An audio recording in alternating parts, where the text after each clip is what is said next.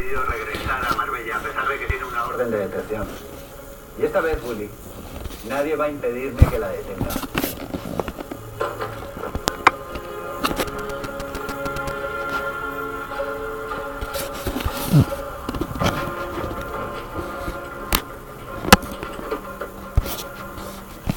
Oh, never mind.